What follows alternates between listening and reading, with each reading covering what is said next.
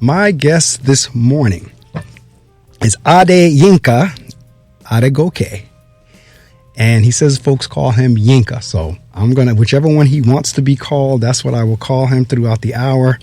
But it is Adeyinka Adegoke. And he is the founder of, and this is how we met, and I'll tell the funny story after I finish introducing him. He's the founder of the Melanin App, MELANINAPP, and it's an app. Adeyinka Adegoke is an engineer, certified scrum master, and accomplished business analyst.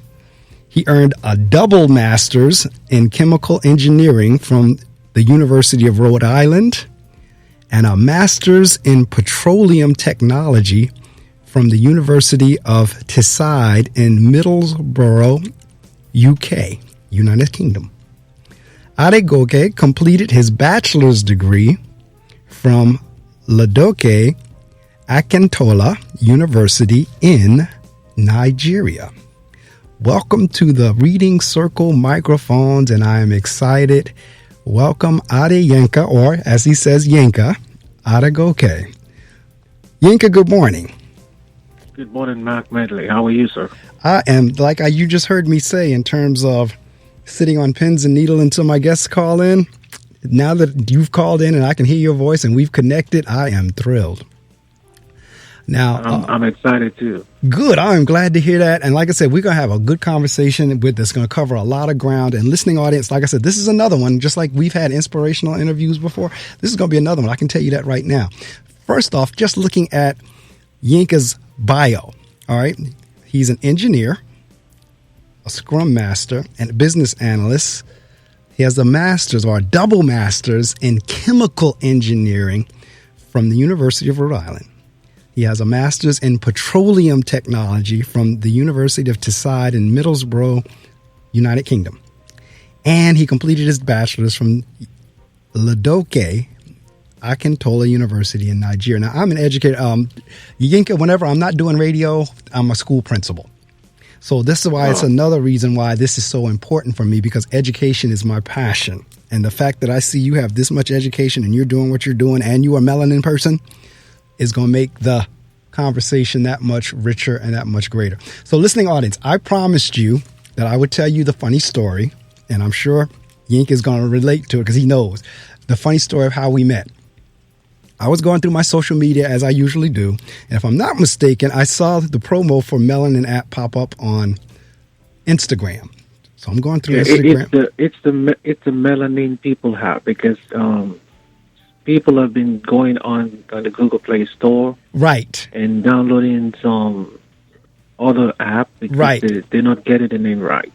Right. It's MelaninPeople App. It's all together. He's absolutely right. Even when you look it up on the web, that's what you have to put. You have to put MelaninPeople App, APP. You got to put it behind it. So I'm looking through Instagram and I see his promo come up.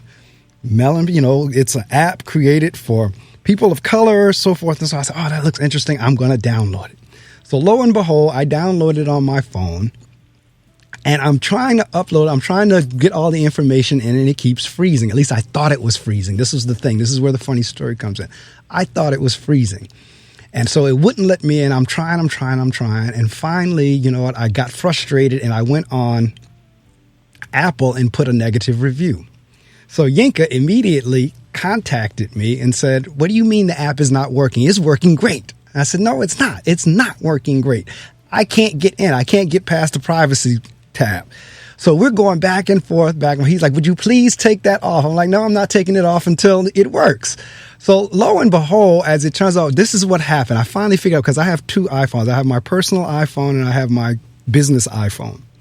On the business iPhone, I was able to go past all the tabs, input everything, and I couldn't figure out why. And then Yinka, I finally figured it out. On my personal phone, I have the fonts and everything enlarged. I went in the settings, everything is enlarged because, we want to be able to see. And because it was enlarged, that's why it wasn't allowing the thing to scroll. Because on the business phone, everything was on small size, it scrolled perfect. On my personal phone, where I had everything enlarged, it would only go so far and then it would stop. So once I got in and got on it, it was great. I went back, changed, took out my negative Matter of fact, I need to go back and put on a positive one now. Took out my negative one off of the Apple, and I've been using it ever since, and I've been posting on there. And then, as it turns out, Yinka and I started going back and forth within the app, and I'm like, wow, this is cool. I'm actually talking to the founder of the app, and so we're going back and forth. And he says, "You have a radio show?" I'm like, "Yeah." I said, "You know what? How would you like to come on it?" So he's like, "Great, we'll do it." Now, this is what happened. I had another guest scheduled for this morning. She backed out. So as God would have it, again, it was an opening. So I hit Yinka up and said, "Yinka, guess what? This Saturday is open because the guest canceled out. Would you like it? It's last minute, I know, but if you want it, it's yours." Sure enough, he says, "Yes, I can do that." Now, mind you, he's calling out of Houston. It's an hour behind. All right. But he's willing to do it. And so, folks, we want to be very clear.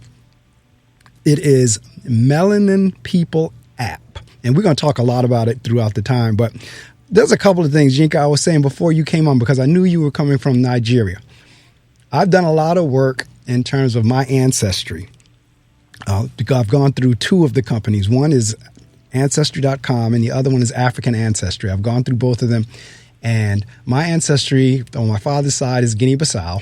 On my mother's side is Cameroon. But also, I have a lot of Nigeria mixed in me as well. I mean, as a hybrid, it's like 35%, if I'm remembering correctly, like 35% Nigerian. So wow. I am thrilled to actually have an opportunity to talk to somebody from Africa, and particularly from Nigeria. And it's my pleasure to go through all these different schools and everything. So let's talk a little bit about, first off, because that's why I asked you the question before we came on the air. Were you born here or were you born there? And you said, no, I was born there. And then so I thought, well, did you come here as a little boy? You're like, no, you came here as an adult. Talk to us a little bit, because, there are so many misperceptions, even in 2021, of what Africa is like. So could you share just a little bit about, a lot of the perceptions and stereotypes of Africa being backwards and jungle and yada? That's just not true. No. That's not true at all. So I'm from Nigeria. In West Africa, and I haven't been to any other African country except Nigeria, and which is really bad, and I'm trying to correct that very soon. As soon as the pandemic is over, I'll try to go to different places. I'll try to go to Ghana. I'll try to go to South Africa. I'll try to go to Kenya, Zimbabwe. I'll try to go to Eritrea.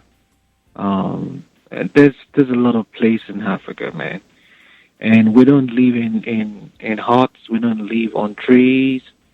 We don't run around being naked. If you get to Lagos, Nigeria, you'll see the best of the best buildings in the world. There is no car. There's no car that you can find in Nigeria. Lamborghinis, right? The Cadillacs, the G-Wagons, everything is there. And we don't build. The fun thing, we don't build with wood. Right. We build with blocks. Wow. We build real homes. And the thing is, poverty is everywhere. Right. Poverty is here in the United States. I was looking at watching a video last night. It says 50% of the homeless people in America live in LA. Right? Wow, right. That's right. The poverty is immense in the United States of America too. So if we want to go around, there's somewhere in Houston where I was driving around and I saw a bunch of people under a bridge. That's where they live. Right. Homeless people, really poor people. It's the same as in Africa. The problem in Africa is bad leadership, which also makes it really bad. Right. It makes that worse. But we are excellent people. We are rich people, and education is very, very important from where I come from. Everybody has a master's degree. Right now, if you even have a master's degree, it's nothing. So yeah, you gotta have that master's degree. In the United States, in Houston, the top black people in Houston, Texas, are from Nigeria. And you see the surgeons, you see the doctors. Like my wife is a doctor of nurse anesthesiology.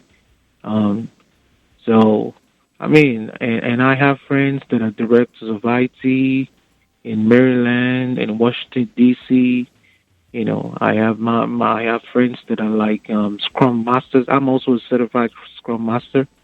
Um, you know, so it's we love education, and there is nothing you see here in the United States of America that's not in Africa. Trust me. So people need to go back home. You need to go to Ghana. You need to come to Nigeria. You need to visit South Africa. You need to go to Kenya. You need to go see the world. Absolutely. Now, see, this is the thing. And folks, as I said, one of the objectives of this show is to educate. And folks need to understand, because our prior president didn't even know this, Africa is a continent. And each one of these areas that, like Adeyinka was just talking about, is a country within the continent. So when you start talking... Yeah, we have the West Africa, right. You have the South Africa, you have the North Africa, you have the East Africa. That is correct. You have Tunisia, you have Algeria, you have those people that live closer to places like Spain. They look white. You know, those people that live in Algeria, Tunisia. Some live very close to the desert, right? Like Libya. They're also Africans. You know, and absolutely. White. No, absolutely. Because see, again, folks. First off, there's again the misperception and the miseducation. They think the entire continent of Africa is a country. They think Africa is a country. Africa is a continent. And each of the areas within it are countries. Egypt is a country. Nigeria is a country. South Africa is a country. So when you start, again. And you know that the population of Africa, which is a continent, is almost 1.3 billion. Right? Correct. And that's excluding the African diaspora, right? Right. Black Americans are almost 400 million. I think Black Americans in the U.S. are be close to 45 to 46 million people. Right. So that's what I mean. That's why I'm trying to clear right in the beginning of this interview for those who are listening. That's why I'm trying to clear some things up. And right the now. The largest city in Africa is in Lagos. Lagos. Okay. So there you go. The largest cities. If I was in school, I would be testing my students on what you just said. I said, now, what did he just say? Was the matter of fact, when I get back on Monday, I might throw that question at them. What's the largest city in the continent of Africa? So the largest city is Lagos. Yeah. All right. So again, as I was saying, I'm trying to clear some things up from an education perspective for those of you listening and who will listen on YouTube right off the bat. Because see, again, one of the things that annoys me as I'm working my way up to why Yinka even founded his app is that people have so many misperceptions about people who have skin color who look like me and Yinka. All right. So that's why we're trying to clear some things up in terms of from an education perspective. Africa as a continent is not backwards. Africa as a continent is not one of those S-hole countries, as our former leader called it. And so folks need to understand that. And that's why I'm so glad to have somebody who actually is from there on the show. One of the questions I have, Yinka, is from the standpoint of Africans in Africa who are black, just like me and you, how do they perceive those of us who are black and in America? Those of us who are considered, quote unquote, African Americans here in the United States, how do folks, and I know you can't speak for all of them, but in general, what is the perception of black people in the United States from people over in Africa? I mean, people in Nigeria, they love black Americans. So I'll tell you what, if I'm hosting a Melanin People conference in Lagos right now, and I'm bringing African American speakers, you should be sure, or you could be sure that the place is going to be jam packed, right? Because we watch Hollywood, right? We watch all the music. Before I came to America, I knew about Mary J. Blige. We dance P. Diddy. We dance to MC Hammer, right? We dance to Michael Jackson. We listen to all the songs that you listen right here. They know what's going on with Kim Kardashian and Kanye West, and I know right now because I still listen to the Nigerian radios, and I'm wondering what's wrong with these people. How they know stuff that I don't even know, right? So therefore, yeah, I tell you, you can go on the TuneIn Radio and look for a Nigerian radio station, especially during the weekends like this. You'll hear them talking about the United States and the black culture, the hip hop, the TMZs, and all those stuff. And you'll be wondering, are you listening to an American radio station or are you listening to Africa? Because they're all crazy about America. They're crazy about black American. It's a misconception. And if you go to Nigeria right now and you tell them, oh, I'm from Houston, Texas, I'm from Chicago, Atlanta, right? They'll be excited, So there is no misconception. The thing is understanding each other's culture, right, and understanding our behavior, is very important. And a platform like Melanin People helps us to understand our cultures, better. Absolutely. Because of the misconception of the media in terms of how they showcase Black America. Right. When I started Melanin People, and I started looking for people to interview, because I started off as a magazine 2 years ago. Right. When I started looking for Black Americans to interview, I didn't know how super talented professionally, I'm not talking about the entertainment industry, how super talented professionally Black America is, until I started doing those interviews. And I started seeing how Black Americans brand themselves, the website looks like, how they dress up, how everything is on point. And I started having a different perception. Right. The perception of the media is showing, the hood. It's showing people who don't speak the kind of English that we speak, right? That we speak right now. I mean, we can speak all the kind of English too, right? But that's what the media is showing. But when you meet the real Black America, you'll be surprised. That's not a culture. I mean, that's not the prevalent culture, okay? And that's changing your perception. When you start meeting people with doctorate degree, people who are broadcast journalists, people who are in the entertainment industry and doing things in a very professional manner, and you start understanding, you start thinking that where did things go wrong, right? Why did we start thinking in the opposite direction? So one of the issues that we have as Black people is the issue of trust, and the media has also contributed to that immensely in a negative manner. And that's what we are about to change.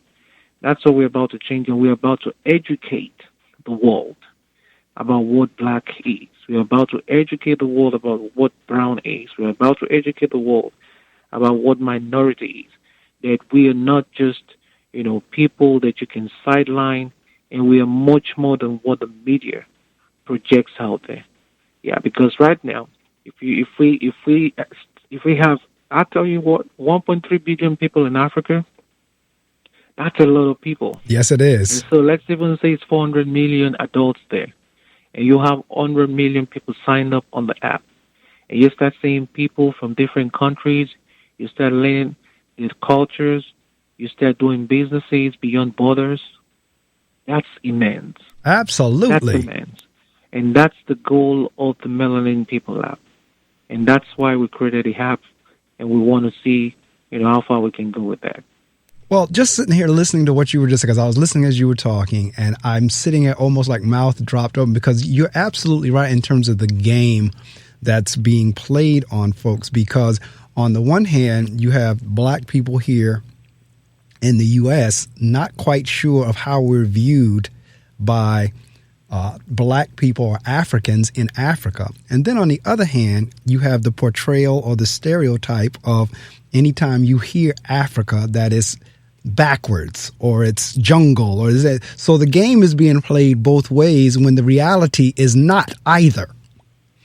Because you're absolutely right in terms of the prevailing community is not what's always shown. What's shown is the hood. What's shown is the negativity, the prison, the violence and all that. And then, as you said, as you come to the country and begin to see it, it's like, well, that's not what we were shown. And the same thing happens here in terms of when we go to Africa, we now say, well, that's not what we were shown. Yeah, but you know what? The incarceration of black men in America is nothing to call home about, right? So that's another perception. Like when you see that on the news or you go on YouTube, it's all there on YouTube.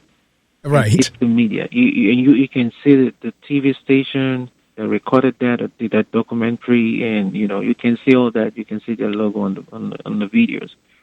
But what am I saying in essence is this: it's a perception of the media. Sometimes, there's a lot of black people, black men in prison, fine. However, what's the cost? Not all of them in prison deserve to be in a prison, right? Correct. So, and they have kids, they have nephews, they have nieces, they have all these people wouldn't have a father figure or mentor at home. Now, that's where we also come in, and it has to be a collective effort, right? And the problem that we have is socio-economic based. Absolutely. So we have to have a strategy. We have to have a strategy. It's about defending your people consciously. It's about defending your race consciously. And we have to do this in a strategic manner in such a way that we are equipped to go into the inner cities and our communities to help our young people who are mentorless, our young people who don't have leaders, our young people who don't see their fathers or their uncles or their aunties, to educate them, to teach them, and show them the principles of life in a better and a more positive way. That's the essence of all this thing we are trying to do on the Melanin people. Because now if you're equipped with wealth, you can help your people better. Education, like what you said when we started this chart, is very important. Education is not going to college, is exposing the mind. Exactly. To what really matters. That's education. And that's what we need to start doing with our people. That's what we need to start doing with our community so that our young people can see. And that's why this Melanin People App is so important. Correct. Because we want to have a conglomeration of powerful black and brown people on that app. So that when a young man and a young woman logs into that application, they can start seeing people that look like them that are doing better. And we want them to be motivated to do much more than that. Yes. We want them to be motivated to see your profile and to see the interviews that you've done, to see the places that you've been to see the work that you have done, and say, I want to be another Marc Medley. And you tell them you want to be another Marc Medley. I want you to be a double Marc Medley. Correct. That's what I want you to aim for a double Marc Medley. That's right. That's right. I like that. That's what we want them to see. So when they get on the platform and they see that, oh, this guy Yinka is this, oh, I want to do this too. Right. And then I'm going to say, okay, this is how you do it. These are the things to do. These are the things not to do. Okay. Yeah. So that's the goal. No, and see, for the listening audience, and I know if you listen regularly, at the end of the interview, I always give the guest an opportunity to promote, but I'm going to promote this throughout the talk in terms of the website. The website is www.MelaninPeople.com. It's MelaninPeople.com. www.melaninpeople.com, www.melaninpeople.com. I'm encouraging you to download the app. Now, we don't get into cost, but the truth of the matter is to get into the app is free. All right. It's a free app, and it's a platform where, particularly as Yinka is saying, an opportunity for us as people of color. That's why it's called Melanin People. Now, that's not to say Caucasian people can't go on if they don't want to. They can. But the app is called Melanin People. We need to talk about that too. Right. Because we've been seeing different stuff on the internet, and people say this app is racist. No. This app says black people live here. Right. Black people stay here. And it also says white people, green people, yellow people, red people are welcome to come and learn, to come and see the best of black and brown people. Correct. To come and understand that the media and the stereotype is not what it is. Correct. That's what the app is saying. This app says we have businesses that you can support us and buy into. This app says we have professionals that you can also support that can come to your house that are really professional and well educated. They can help with your plumbing. They can help with your air conditioning unit. They can help you to do any services in the world that you expect. That is what this app says. This app is like a store or a mall. The gates are open, the doors are open, the people are friendly, the people are ready to help, and the people are ready to sell. That's what the app says. The app is not saying race. The app is not saying you can't come in. The app is not saying you're not welcome. The app is saying this is our jurisdiction, this is our environment, this is our community, and we'd love you to come see what we got. Absolutely. And for everyone who is listening, and if you have a device, whether it's, the iPhone or the Samsung, or whether it's iOS or whether it's, I get them confused sometimes, regardless of which platform, it works on both, whether it's iOS or whether it's Google or Android. It's Android. That's what I was looking for. Whether it's iOS or Android. Thank you. That's the word I was looking for. It works both ways. So if you are listening and you have a device, please, I am encouraging you strongly. I can't force you to do it, but it is www.melaninpeople.com. If you go there, it'll give you everything. I mean, if you're on your device and go there, you can go to the App Store and it's in there, Melanin People. And it's a very distinct logo. It's the M and the P. I mean, and like he says, folks are getting confused with other things, but this particular one, there's the letter M, the letter P. And I'm beginning to see people on Facebook and everywhere, they're asking, how can I invest in this app? And that's, I don't know. We're going to talk about that. Well, I mean, if there's a way to it, I mean, is it a public stock? Are you looking for investors for the initiative? I mean, because if you are, we could talk about it as long as we don't get into dollar amounts and pricing and all that. But right now, like, there's we have black people, right? We have our own challenges in terms of the tech industry, right? And we don't have the support and financial support like other people have, and that's part of it, right? And they don't want to talk about that as segregation, right? But it is what it is. Absolutely, so we don't have the same opportunity. Absolutely, that white people have. Absolutely. And we just got to say the way it is. We don't have. So this app right now, it's designed. The website is there. We have a back-end structure. Everything is working fine, seamless, as you can see, because you use it every time.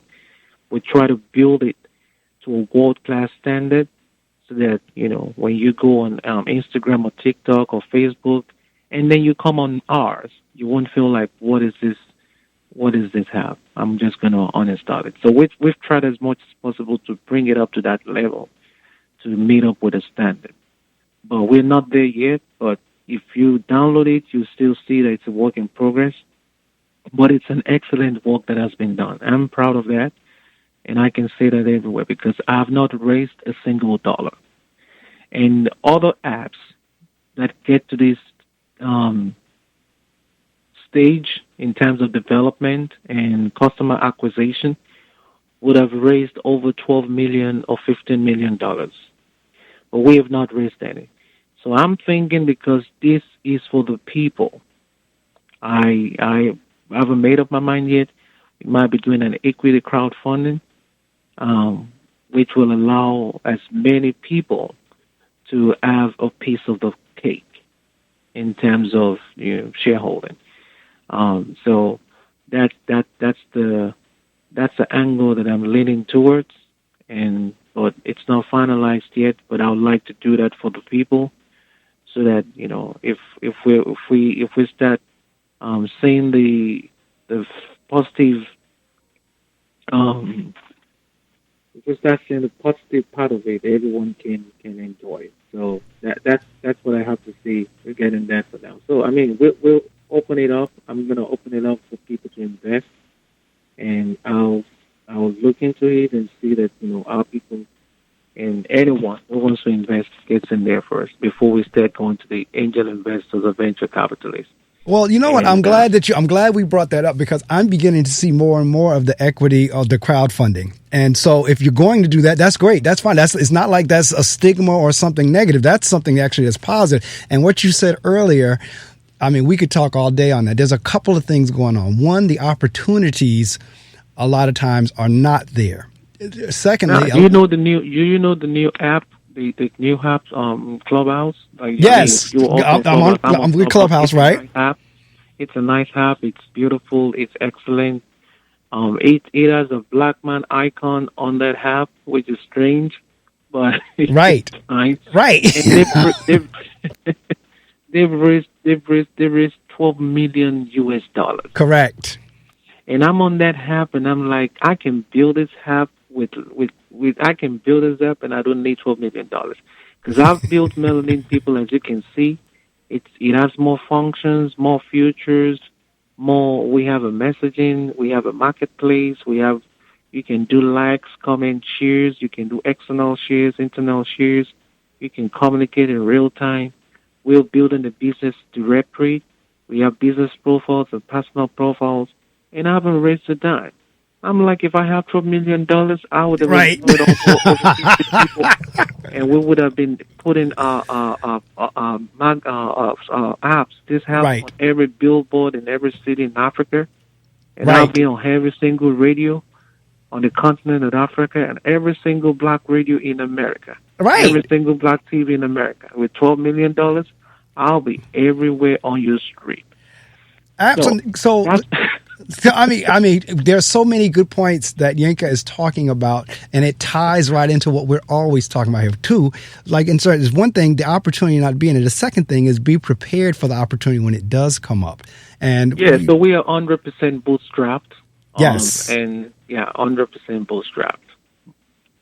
So I'm looking here. If you go to the website, this is the description.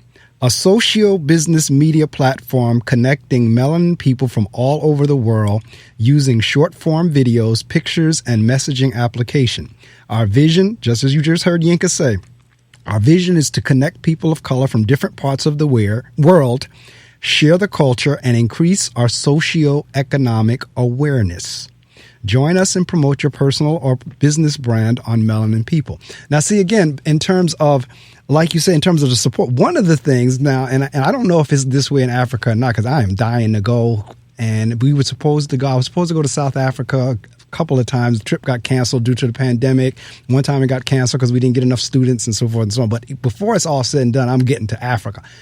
But here in the United States, a lot of times, you'll get someone who has an effort like yours, and then people who look like you won't support it.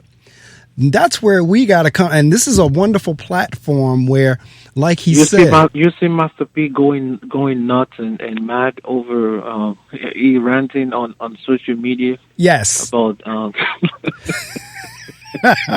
saw that. I saw it too. You know something strange. I paid one of these big pages on Instagram, a black magazine. I'm not going to mention the name. I paid them a couple thousand, like about $1,000 to advertise on your page. Right. And they were talking about Clubhouse yesterday. So someone tagged me, and I went there, played the video, and I was expecting them to say, okay.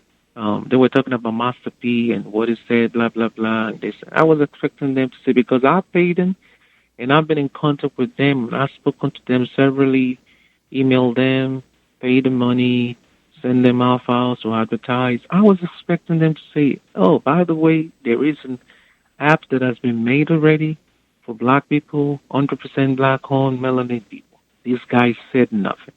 They wasted 56 minutes promoting the other app. Right.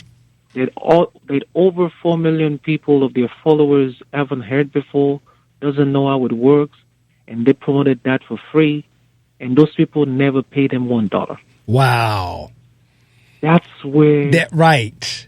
We don't know what we're doing. Right. We really don't know what we're doing. And see, that's where, like you said it earlier, I mean, but and I won't go down that road because, again, we'll be here all day. But that's where privilege comes in. That's why there are some things that are privy to one group that's not privy to another. And I'm putting it nicely when I say, well, that's just the fact. That's just the reality. That's just the 100 people. But this is what I'm saying. It doesn't mean that when we have the money or we have money stocked in our banks with millions of dollars, it doesn't mean you're not going to go to buy stuff at J.C. Penney, or you're not going to go buy stuff at Arrows, or you won't go buy your Mercedes-Benz or BMW or Cadillac. It doesn't mean that. It means that you will consciously supporting correct people that look like you, wouldn't have the same opportunity, wouldn't have the same advantage. It means you're consciously supporting them. I'll tell you what, there's a woman on Melanin People. She downloaded the app. I didn't know her before, but she has a radio station, right? And she emailed me and said, can you send me your soundbite? I didn't even know what soundbite is. I went on Facebook and Google. I started looking for Google. I went on YouTube, started watching videos, what soundbite.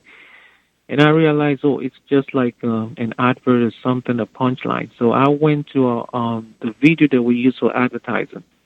I extracted the audio out. I sent it to her, and she said, this is perfect. She's been running that on her radio for free since last week. There you go. She went on Facebook. She did a competition and said, guys, download this app because it's the best app that you've seen by a black tech entrepreneur. And she wants you to go on it. Once you download it, once you create your account, send me the picture, and I'm going to put you in a raffle draw to win $20. I've never seen this woman before. I've never spoken to her before. But this is how you support black-owned business. This Correct. is how you do it. It's a conscious effort. And I was yesterday. I had to send her money because I listened to a radio station, and she's still running that soundbite every single, almost like 10 times every hour. Wow. And see, again, there's a key word you keep saying, and that's conscious effort. There's a one of my guys that I'm connected with on Twitter. He's a doctor, and our views are kind of similar, but there's some part where there's some disparity as well. So he's big on reparations, and so we keep debating back and forth on reparations.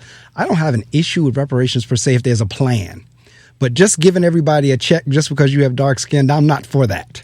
And this is what I'm saying in terms of what you're saying, conscious. If there's a plan in terms of, all right, we're going to buy and build and have industries, we're going to use the money for that. That's one thing. But if you're just going to get it and pour it back into the establishment, then it defeats the whole purpose.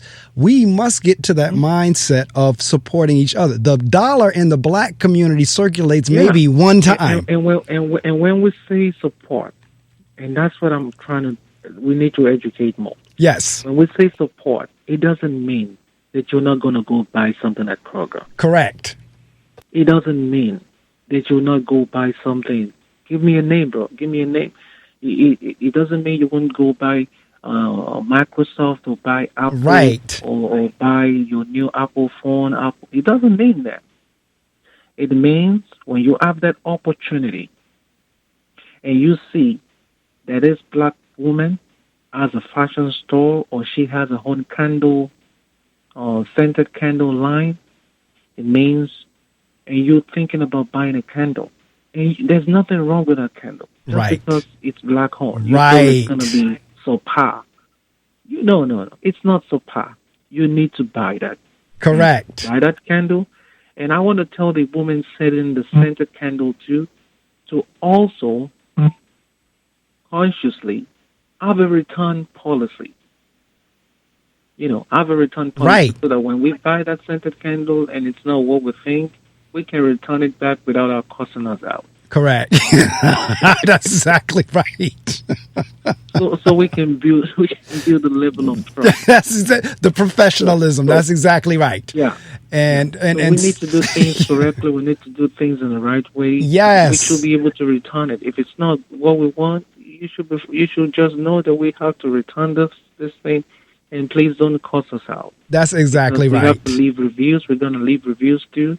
So when we leave you good reviews and you produce quality scented candles and people message me on Melanin People and said, I saw you left a review for Marc Medley's scented candles. Was it really good? And I say, yeah, it's excellent. And it's professional, comes in a great wrap, comes in a great box. It's not going to be broken before it gets to your house.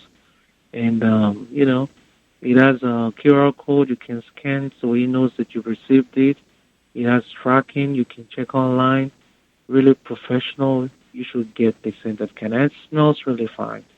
And it's beautiful, And then other people will start buying into that because you got to build that trust. That's right. In our business community. That's absolutely right. Now, I'm going to shift gears a tiny bit because you are right on point. And folks, I'm telling you, Yinka is on top of his game because immediately he reached out to me whenever I put that negative commentary on Apple. And immediately, because whenever I was having the trouble, he said, send me a screenshot of what your phone is showing you. And he said, okay, well, do this. And I kept saying, well, my phone won't do that. And then whenever I switched over to the other phone that had the smaller font, it did it. But once I got on, absolutely loved it. And the fact that it is owned and created by someone who looks like me. This is why for all of you who are listening out there, and I really don't care, what race, background, color you are, I'm advising everybody to do it. But certainly, if you are black, if you are African American, I'm really encouraging you to do it because you would be supporting one of your own. That's the key to this thing. As we're heading into Black History Month, and I told you earlier, for me, all 12 months of Black History Month, but I know we're heading into February, but this is kicking me off. This is kicking our Black History theme off for the next month of guests. And this is God's timing. This is divine provocation that my guest canceled out this morning. I got a chance to get you and you were able to do it. Because so we need as many people as possible to sign up. We need black bank businesses to sign up. We need black doctors to sign up. We need black dermatologists, black ophthalmologists, black dentists. We need black anesthesiologists. We need black whatever, anything. We want everybody to sign up. Black engineers, we want to be able to create this community. And we want to start writing stories and sharing positive stories about what we do, about, our work, about our people, about our culture, about our music, if you're a DJ. And we want everyone to be able to find you and your business easily. Like this weekend, if I have a little party, COVID is here, so we can have this. Right. Let's assume there's no COVID. I should be able to look for DJ in Atlanta, DJ in Chicago, or DJ in my city in Atlanta.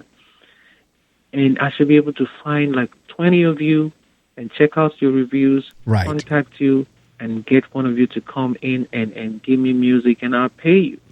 We want to make everything to be so seamless and so we can connect. Right now, on Melanin People, like I connected with you, I've already connected with this woman who owns that radio station. Right. Now, we're going to have radio stations in app. And the first radio station that's going to be inside the Melanin People app is this woman's radio station. Of course. That's exactly how it works, of course. And I'm going to force everyone to listen to that radio station, because if it's going to be the radio station there, I can live it there. The only one to be there for 6 months. So everyone's going to listen.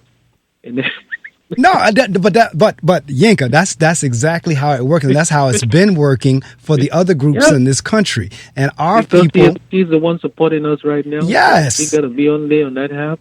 You guys will be forced to know that radio station. Oh, absolutely. To advertise on that radio station. Right. Yeah. And so she's going to make her money. Absolutely. That's the way it should be done. Then she can hire more people. Right. Now, this is what I was saying earlier when I said in a business. I was going to shift gears a little bit in terms of the educational piece, because you said earlier how, like, in Nigeria, education is like extremely important, and being a principal and constantly trying to hammer that message into my students' heads in terms of the need for education. This is the experience I have had. Years ago, before I was a principal, I was a teacher, of course. And I remember I had students who were born right here within the city of which I was teaching in. And we were like begging them to try to get there. And I had a little girl. She came over from, I want to say she was Nigeria, or one of the countries from over there as well. And I'll never forget her name. Her name was Hannah Obadiah. Hannah came to us in December. And Yinka, when I tell you between December and June, she surpassed the kids who had been there their entire life.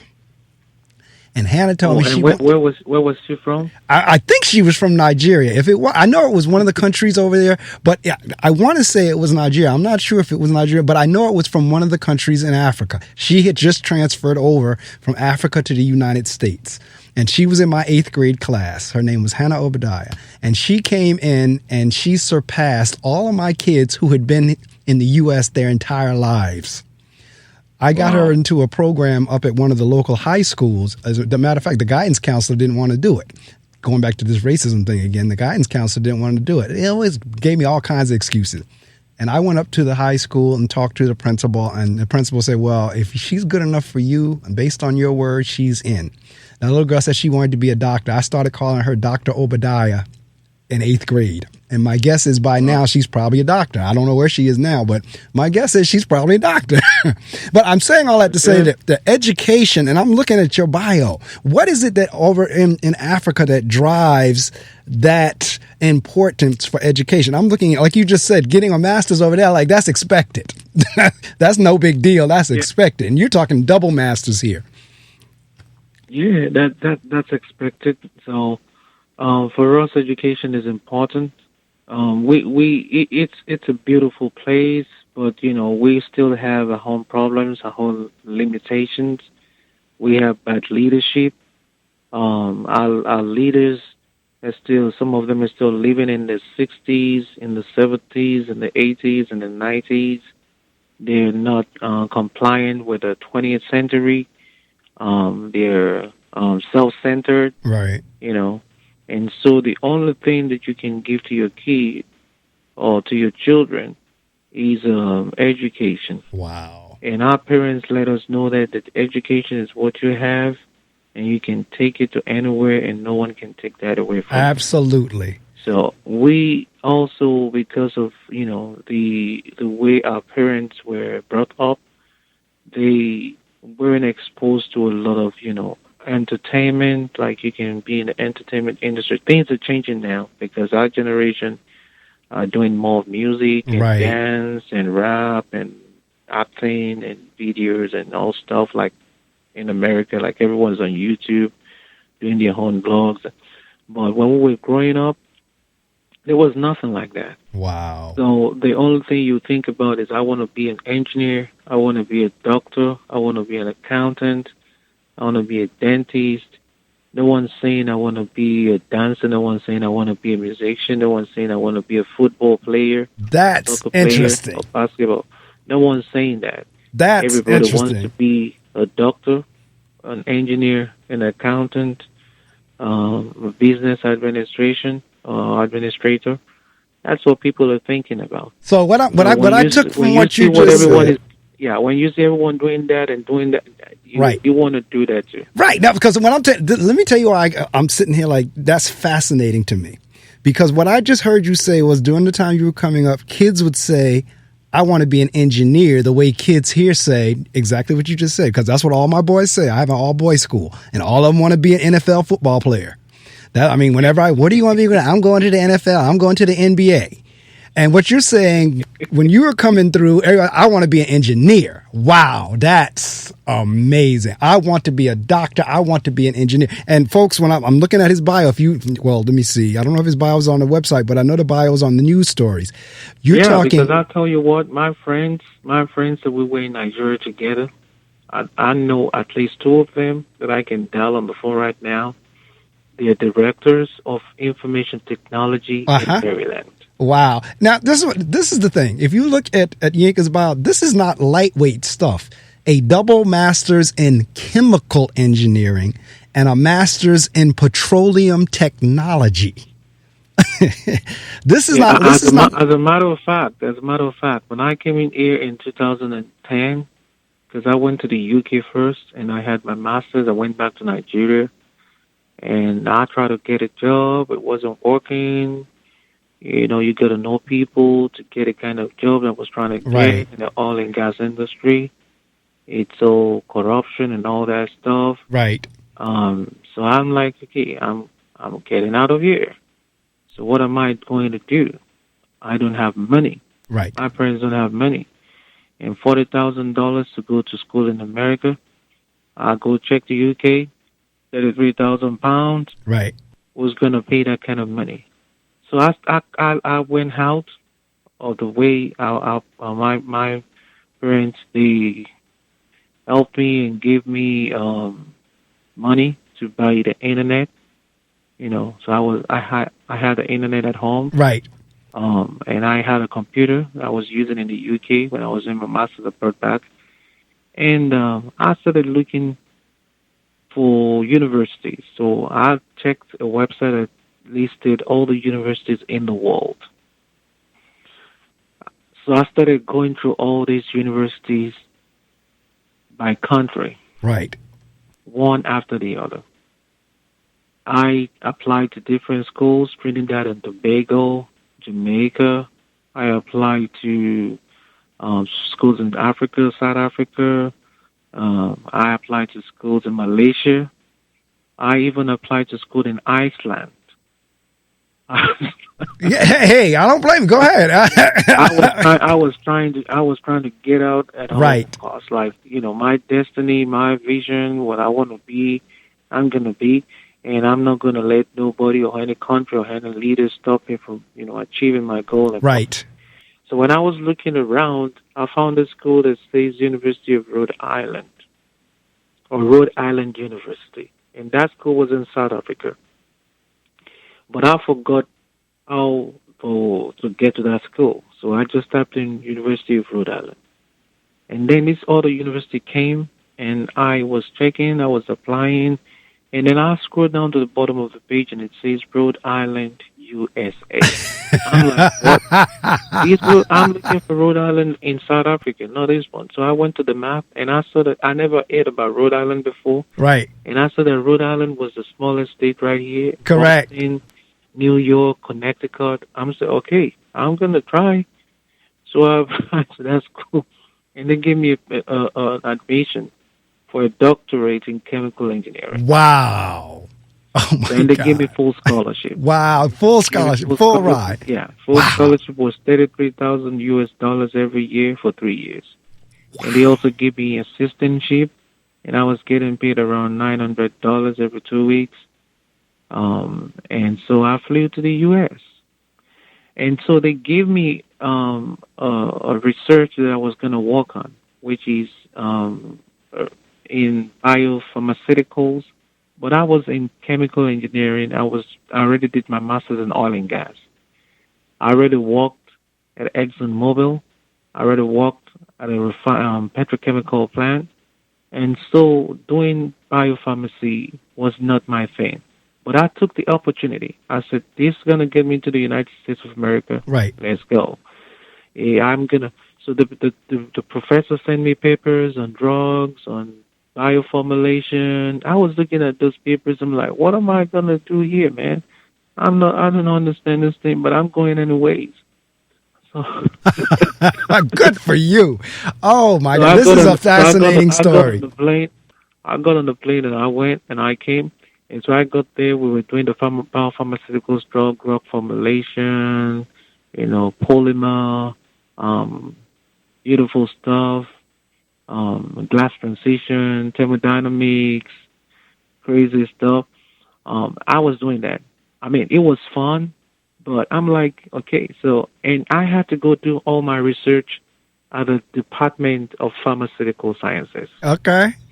So it wasn't making any sense to me. I'm like, okay, so when I'm done with this stuff that I'm doing a doctorate in, what kind of jobs will I get? Right. I went on Google, and I started seeing I can be a formulation scientist, blah, blah, blah. I'm looking at how much money they're going to pay me and how much money I should be getting as a chemical or petroleum engineer with a PhD. Right.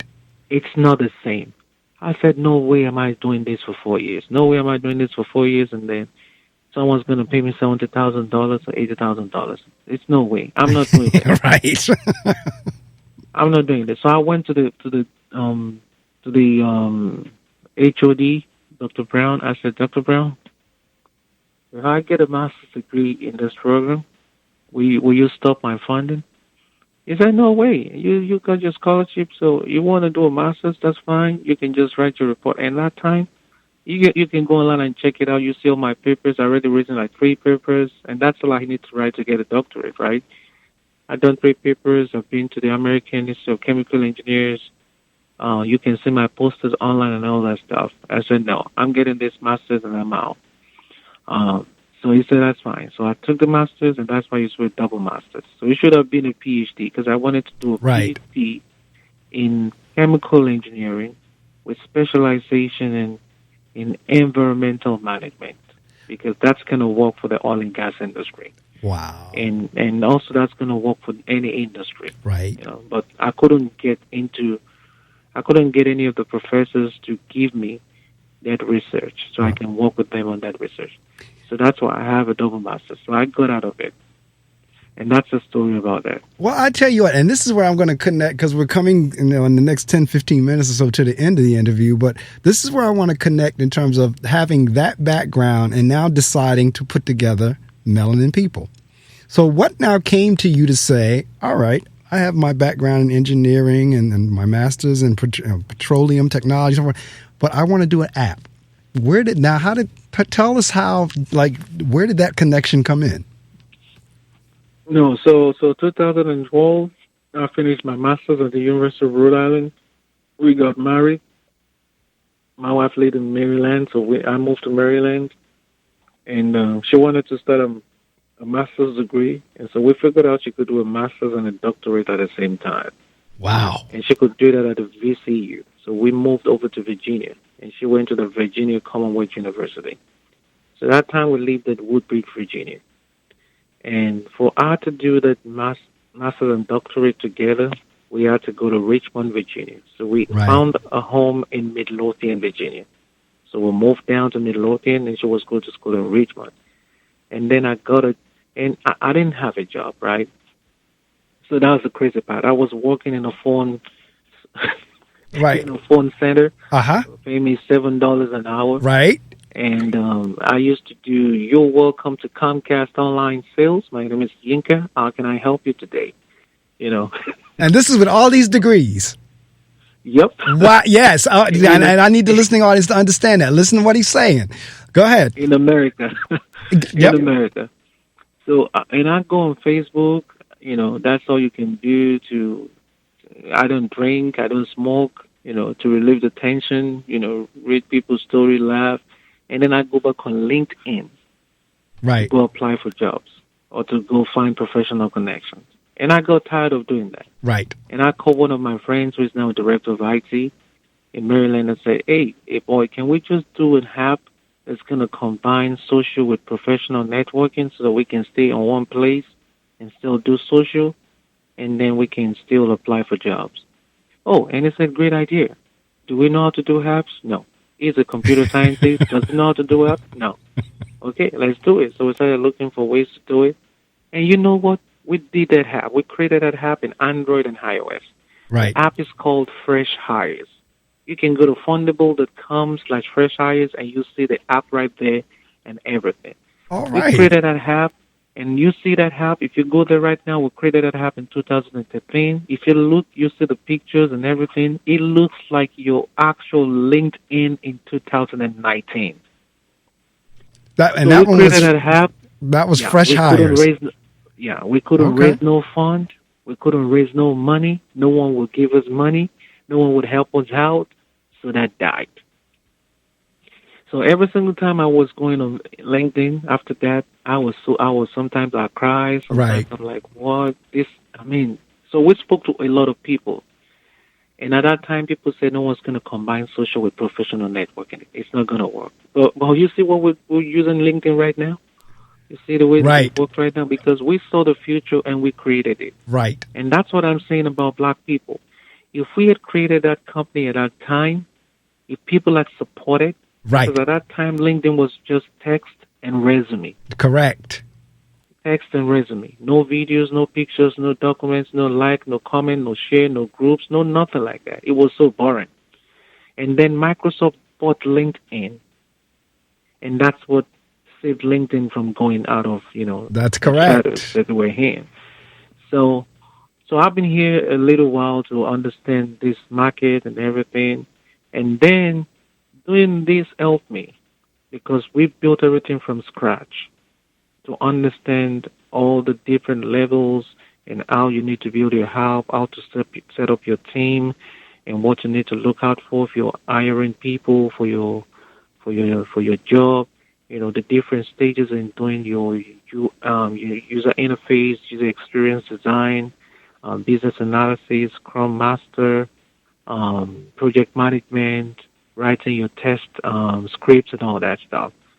So the fresh hires got out a plan for that, even though it didn't work. That set up the foundation Correct. to build these things. After that, I built a dating app, which is African loving. Okay. I first named it Niger loving, and I made it African loving. All right. People didn't want to because people didn't want to register. Yeah, people registered. So let me go back. We Right. had about 30,000 people register. Okay. But I wasn't good at marketing. Okay. I didn't understand what marketing is, and then it's also difficult to convince people to invest. People didn't want to invest in dating, Right. especially Christians. I'm Right. a Christian, and I know a lot of Christians. Right. They didn't want to invest in dating or anything, even though they had problems with getting Right. husbands and wives. That's right. And That's you're right. solving that problem for them, but they still don't want to invest. Right. So one day I said, well, I'm going to shut this down and forget about it. And then, how did melanin people come up? I'm passionate about black people. Same here. Because I'm black. Same I'm here. black. I mean, what else can I be passionate about? Right. I want to see my people succeed. Yes. And at the moment, I'm also a CEO of a logistics company that has about 100 to 120 employees. At the peak of the pandemic, we had almost 150 employees. Okay. So it's a small business, but I mean it's sizable small business. So I have operations managers, dispatch managers, fleet managers on the team. So I'm a CEO of that company. I don't talk about that a lot. But 95% of the people who work here, they're black people and people of color. So we have the same problems, the same things, Right. and everything. I see those every single time. On my desk right now, as I'm speaking to you, I have a lot of stacked up unemployment claims because people don't want to work, Right. people want to find unemployment.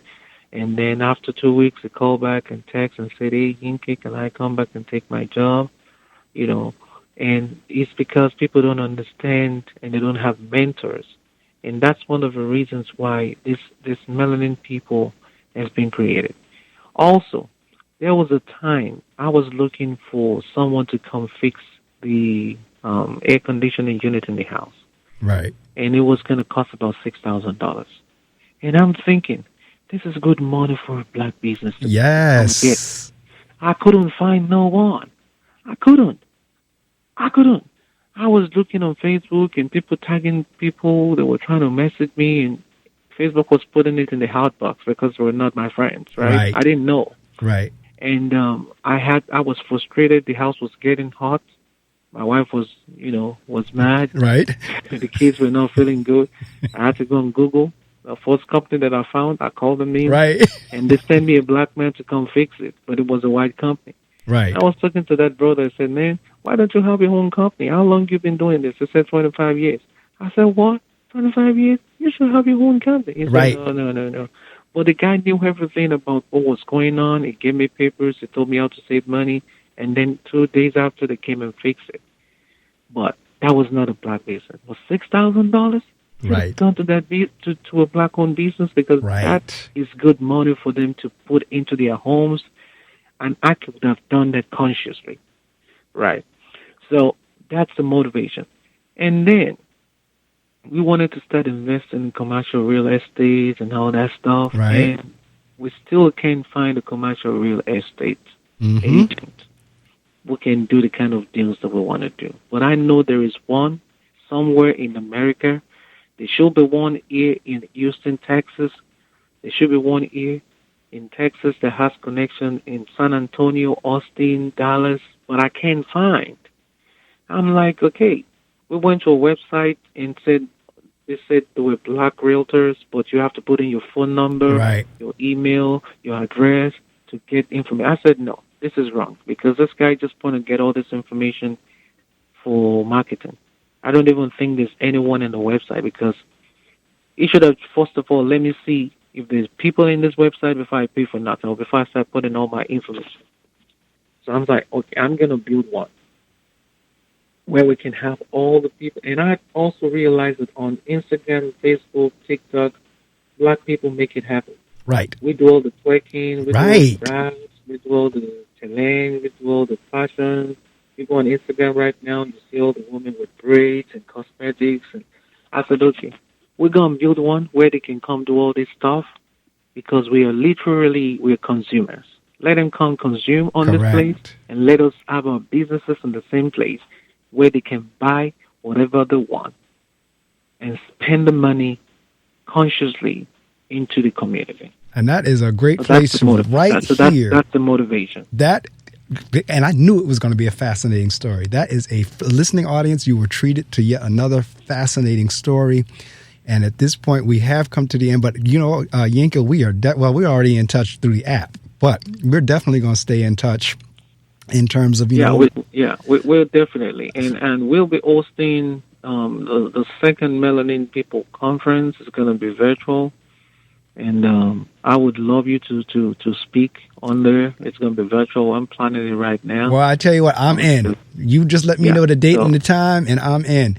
And at this point, what I want you to do is, and like I said, with anything, with the exception of a dollar amount, because you've explained it very well, and I'm going to say again, listening audience, as the host of the show, I highly recommend, now we can't force you, but as he just said, to make a conscious decision to support an African-American business, because this is the opportunity. And he's going to say it in a couple of minutes, but I'm going to say it before he says it. It's www.melaninpeople.com. It's www.melaninpeople.com. Download the app, put your information in there, and you can start promoting your businesses or whatever you're doing. Like he said, DJ, I put whenever, and that's another thing we can't talk about now because I'm running out of time, but you play musical instruments too.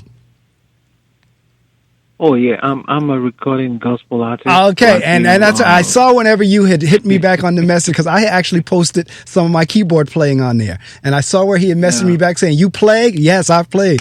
I've played since I was 8 years old. I've been playing for 50 years. Played for 30 years for my church, so I've done the gospel as well. I've done a couple of musical instrumental jazz CDs. So yeah, I do play. So we might can hook up and do something there, but I don't know. But in any event, this is going to be your opportunity to promote the app and anything else in terms of conferences or your magazine. You can promote all of that. I'm going to shut the mic off and give you the opportunity of that, and then we're pretty much done. But we're going to be in touch. I've recorded it, so it'll be on my YouTube channel. You will get a copy of the YouTube link and the MP3 link, and you can share it however you want. And of course, it's going to be on the app. But again, audience, please download that app. And when it goes into crowdfunding, let me know. Yeah, everyone's gonna know. Oh yeah, exactly. On Instagram, we're gonna Exactly. do a press release. We're gonna do a press release. We're gonna do Right. everything that we can do, Right. and it's gonna be an opportunity because, I mean, right now, valuation wise, it's going bonkers because Right. when we launched, we're valuing that at about $5 million. And then we had about 250 people signed up. And the potential is there. And that was December 1. Right. And as we speak, we have about 8,000 downloads, getting close to 8,000 downloads on the iOS store. Right. And about 4,000 downloads on the 8,000 downloads on Android store and about 4,000 downloads on the iOS store. So that's about 12,000 users on the app. So there you go, folks. People that have downloaded the app. And hopefully, so you can see the scale. So the scale now is going to be about 15 to 20 million US dollars valuation right now. Okay. So we're thinking if I do 10% for equity crowdfunding, we could raise $2 million. And if we can spend nothing right now and get to this point, right, $2 million is gonna break the bank. Right. We're gonna do a lot with that. And so the sky is just a starting point. Well, I wish you much success. And like I said, take another couple minutes to promote. You can say anything with the exception of a dollar amount, but let folks know once again, because I really do want, I mean, my hope is that after this interview, you'll have at least another 10, 15, 20 that downloaded today, and if not more. I'm going to shut the mic off. You get a chance to promote, and then we're done. Thank you very much. So we want to encourage. I want to encourage everyone to download this app. It's a social media app for the Black, brown, and other people of color, and anyone and everyone that loves Black people. So this app is for everyone, and it's an opportunity for us to showcase what we are in terms of the Black people. We want to be able to showcase the Black excellence. So the app has a marketplace. When you want to sign up, it asks you if you want to sign up as a personal or business. So we want to encourage as many people as possible to sign up. So if you have talent, you sing, you play, you dance, you're a comedian, you can create a personal page. If you have a small business, you can create a business page. And the whole idea is for us to start telling positive stories about what we do, where we're from, and we can do businesses together. So I would encourage everyone to download the app. It's available on iOS.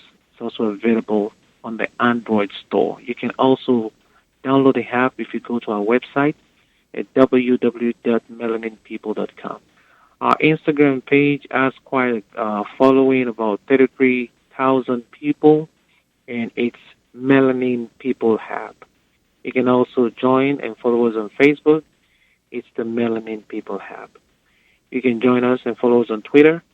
It's MelaninPeople on Twitter. And I mean, that's all I have to say for now. We can't force anyone to download the app. That's right. This is a revolution, and we will be happy and we'll be glad if you are part of it. And when you join, please tell 2 people. Exactly. You can tell a friend and find one of your enemies and tell them. That's absolutely, because I was talking about word of mouth, and I'm telling you folks, that's where it's at. I mean, we can spend and pay for advertising, but the word of mouth is the top. Yeah, I mean, I've never seen one advert for Clubhouse. See, there you go. Right, it's the word of mouth that's doing it.